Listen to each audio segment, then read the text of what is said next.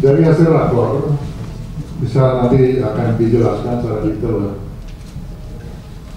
Bapak Jaksa Agung.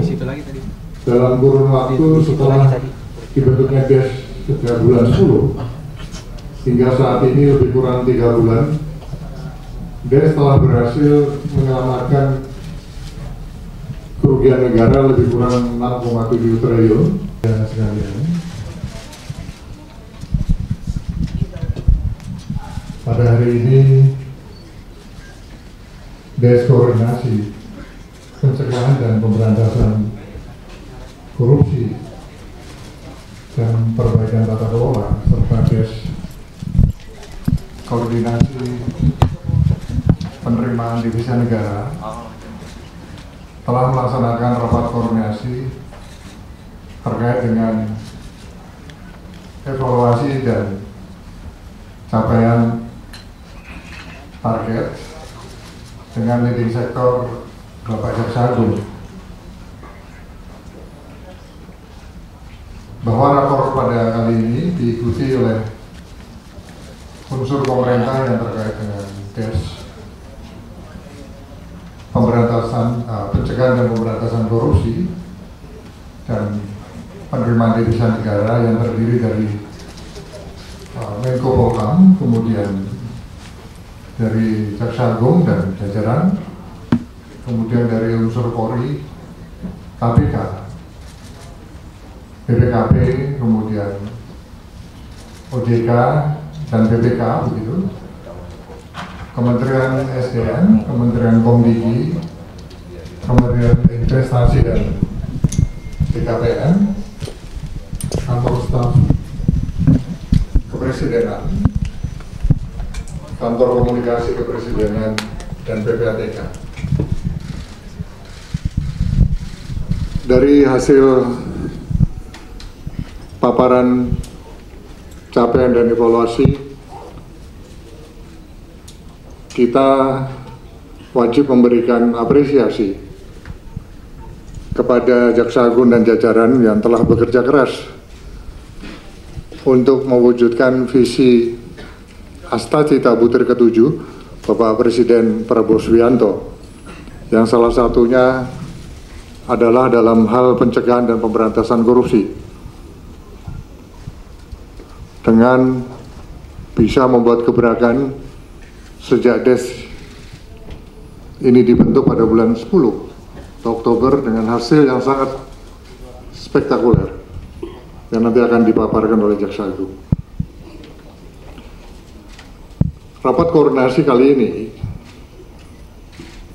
di samping membahas capaian dari DES yang dipimpin oleh atau dengan leading sektor Jaksa Agung, sekaligus juga membahas strategi untuk memperkuat tata kelola pemerintahan, meminimalkan kebocoran anggaran, begitu, dan strategi untuk meningkatkan efektivitas di dalam penegakan hukum tindak pidana korupsi. Bapak Presiden, Bapak Prabowo Subianto, secara khusus memberikan arahan kepada DES bahwa untuk memastikan bahwa seluruh proses penegakan hukum, khususnya terhadap tindak pidana korupsi, harus betul-betul dijalankan dengan tegas dan tanpa ragu-ragu. Oleh karenanya, kami yang tergabung di dalam DES tindak pidana korupsi ingin menegakkan hukum atau punya komitmen di dalam penegakan hukum dengan memberikan efek jerah, tetapi juga memberikan solusi berupa perbaikan terhadap regulasi dan pencegahan yang dapat meminimalisir peluang terjadinya korupsi, sehingga hal tersebut akan semakin dapat memperkuat kapasitas institusi pemerintah yang menjadi agent of development atau agen utama pembangunan di negara ini. Intinya bahwa semua langkah atau strategi yang dijalankan ini harus berjalan dengan seimbang antara upaya pencegahan, penindakan, dan perbaikan regulasi dan tata kelola. Dari hasil rapat koordinasi hari ini menyepakati beberapa langkah yang harus dioptimalkan untuk ke depan, yang meliputi yang pertama, DES akan terus mendorong penggunaan teknologi digital seperti e-katalog, kemudian e-government di seluruh kementerian lembaga dan pemerintah daerah untuk mengurangi risiko-risiko atau peluang-peluang terjadinya korupsi. Yang kedua, fokus utama di dalam penanganan tindak pidana korupsi maupun pengembalian devisa negara adalah pada pemulihan aset hasil korupsi, khususnya berada di luar negeri, agar dana tersebut bisa kembali ke negara kita dan sepenuhnya digunakan untuk pembangunan nasional untuk kesejahteraan masyarakat. Oleh karenanya, DES akan terus memperkuat kerjasama internasional untuk langkah-langkah di dalam pengembalian aset-aset koruptor yang ada di luar negeri. Pada kesempatan ini juga kami dari DES juga mohon dukungan gitu, dari media dan seluruh masyarakat untuk terus kita bersama mendukung upaya langkah-langkah yang dilakukan oleh pemerintah di dalam pemberantasan korupsi, termasuk di dalam menciptakan tata kelola pemerintahan yang semakin bersih, semakin transparan, sebagaimana visi Bapak Presiden Bapak Prabowo Subianto. Dari hasil rapor bisa nanti akan dijelaskan secara detail Bapak Jaksa Agung.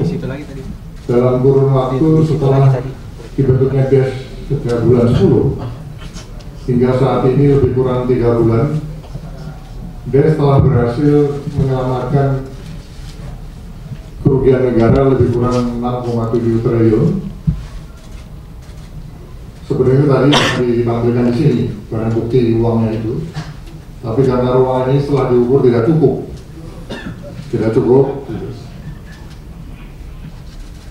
Nah, makanya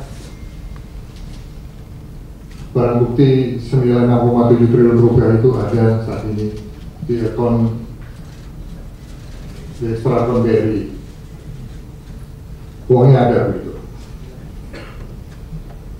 Ada hasil-hasil spektakuler yang merupakan gebrakan yang sangat luar biasa sejak DES ini dibentuk, dan memang Jaksa Agung dan jajarannya bekerja keras sehingga ada hasil-hasil lainnya yang akan diumumkan. Hari ini ada beberapa tambahan tersangka baru, baik itu perorangan maupun korporasi. Yang pertama yang terkait dengan Tata Niaga Timah di wilayah Iup PT Timah. Ini dengan kerugian negara, kerusakan lingkungan dan sebagainya yang kurang lebih berjumlah 271 triliun. Kemudian juga ada tersangka baru yang terkait korporasi yang terkait dengan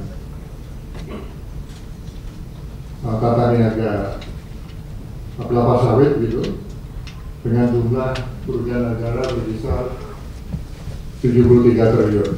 Jadi kalau di total hasil daripada penanganan yang dilakukan oleh Jaksa Agung dan jajaran sejak DES dibentuk, yang akan disampaikan nanti secara detail, ada tambahan tersangka baru baik itu perorangan maupun korporasi dengan jumlah total kerugian negara kurang lebih 346 triliun rupiah.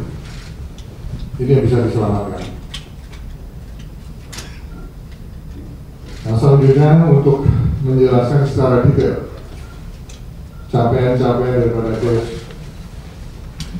Koordinasi Pencegahan, Pemberantasan dan Perbaikan Tata Kelola serta Des Pengembalian Devisa Negara. Saya persilahkan kepada Pak Jaksa Agung untuk bisa menjelaskan.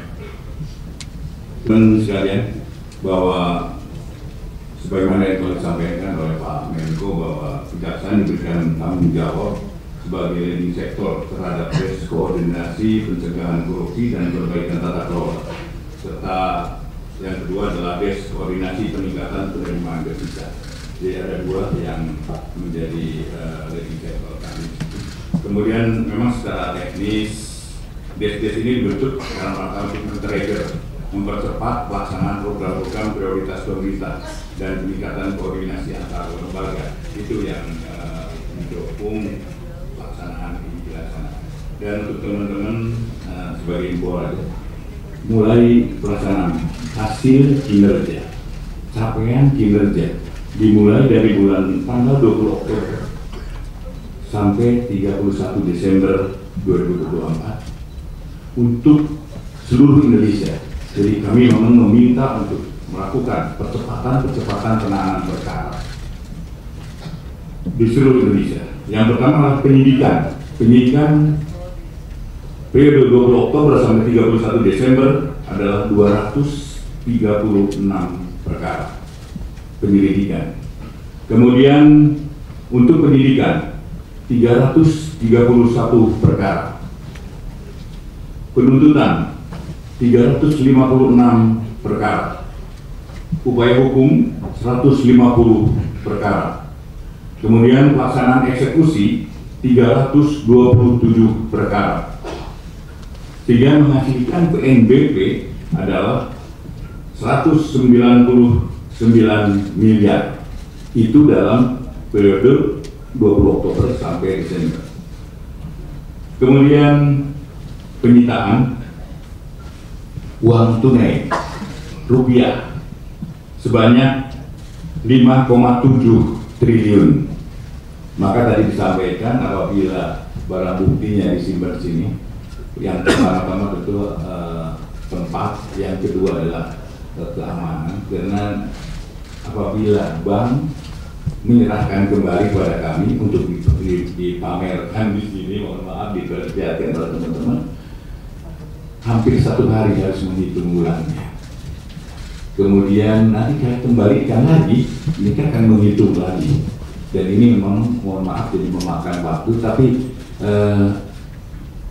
dana ini ya ada di ekstrakon BNI. Kemudian uang mata uang asingnya yang dikonvensi itu sekitar 920 miliar. Kemudian emas logam yang dikonvensi itu sekitar 84 miliar.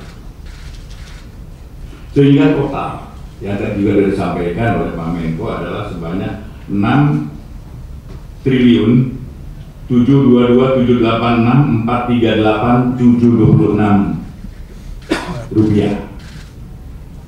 Kemudian di dalam perkara timah ini kan kerugiannya cukup signifikan, tetapi titik kerugian yang paling besar adalah kerusakan lingkungan. Kita bersyukur bahwa kerusakan lingkungan itu dapat dibuktikan oleh jaksa di dalam persidangan. Benar, biasanya adalah sangat sulit untuk menentukan itu. Dan kita bersyukur bahwa kerusakan lingkungan yang selama ini tidak tertanggulangi, ya, insya Allah dana ini apabila nanti bisa kita ambil dan kita sita, bisa digunakan untuk perbaikan lingkungan. Kalau teman-teman misalnya untuk timah, datanglah ke Bangka, lihat dari pesawat di bawah itu, begitu rusaknya lingkungan itu. Itulah insya Allah dengan dana-dana yang ada, apabila nanti dapat bisa dikembalikan, bisa untuk dikembalikan kepada pemerintah untuk perbaikan lingkungan akibat dari pertambangan ini. Dan dalam rangka itu kita menetapkan 5 korporasi perusahaan timah. Ada 5 korporasi yang akan kami jadikan dan hari ini akan diumumkan.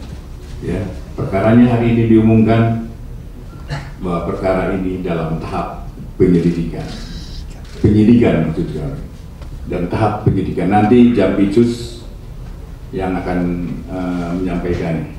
Yaitu yang pertama adalah PT RBT, yang kedua adalah PT SB, yang ketiga PT SIP,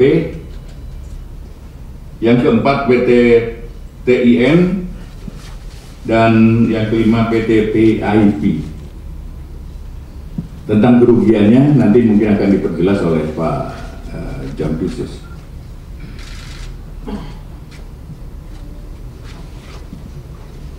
Kemudian selain PT Timah, korporasinya ada 2 korporasi yang akan jadikan tersangka adalah berupa pencucian uang, tindak pidana pencucian uang. Yang pertama adalah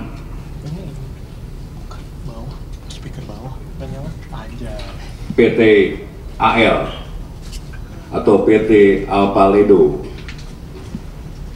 Yang kedua PT MRM atau Motorrado Mas. Tapi sebagai ansar-ansar, saya juga ingin sampaikan kerugiannya berapa sih? Kerugian untuk kerusakan lingkungan untuk PT Timah, PT RBT itu 38,5 T.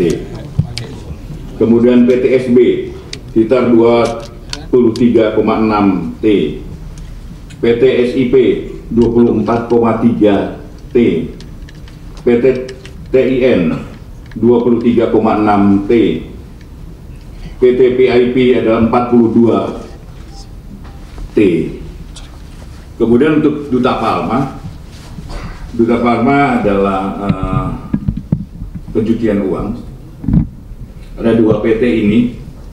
Kita memang perhitungan pastinya nanti sedang dilaksanakan oleh Pak Ateh BPKP. Itu answer-answernya adalah 73 T. Itu yang pencucian uang dari Duta Palma. Kemudian untuk DES,